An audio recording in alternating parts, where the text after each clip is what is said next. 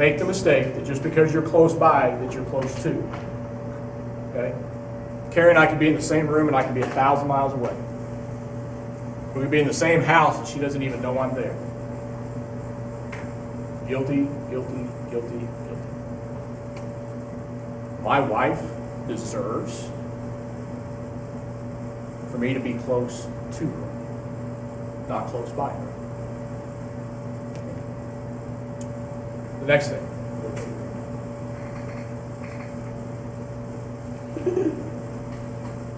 Protect your purity. Here's where it gets a little tough, boys. Verse 15, and I'm going to read this out of the Message and also out of the NIV.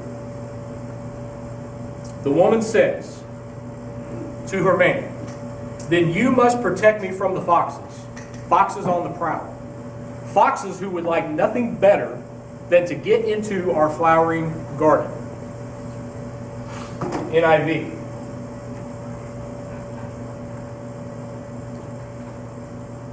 Catch for us the foxes, the little foxes that ruin the vineyards, our vineyards that are in bloom. Gentlemen, it is your responsibility to protect her purity. It's your job. It's your calling. It's what is expected of you. Not because I'm the pastor and I'm telling you. It's because God's rule book says so.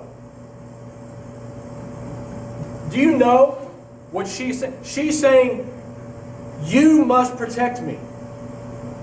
You must protect me. You know what the little foxes represent? Do you think they represent little foxes running around? No. What do they represent? Those things that get into our relationships that damage them. That's what the little foxes are. What about the vineyard? What's she saying when it says, catch the little foxes that ruin the vineyards? Remember way back in chapter 1, verse 6, she talked about the vineyard. It's her body. It's her body. She's saying, please protect my body from for purity. Help me stay pure. Now, gentlemen, let's be honest. How hard is that? Okay? Now, married men, don't think that you're off the hook, because you're not. What do you look like? What do you look at on your cell phone? On the computer when nobody's watching. Okay? What is your thought process when you're at work and you see somebody attractive walk by? Are you protecting your wife's purity by what you're thinking, what you're looking at, what you're saying? Think about conversations that you have. Inappropriate conversations. Oh, my wife will never know. I'm at work. You know, it's all okay. Think about it. She is saying to him, please, be my protector in this area.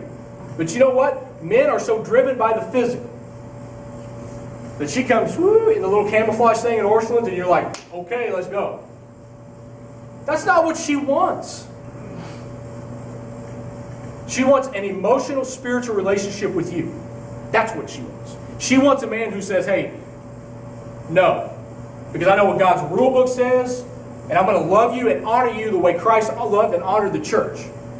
I'm going to get past my own desires and my own flesh. And I'm going to love you like He loves you. Because you know what? If you don't love her like that, Satan will. Right, Steve Clark? That's right. Thank you. If you are involved, husband, wife, girlfriend, boyfriend, single, if you are involved with someone who consistently does not honor sexual purity, you could end up with someone who does not fear the standard of God. Remember what we talked about last week?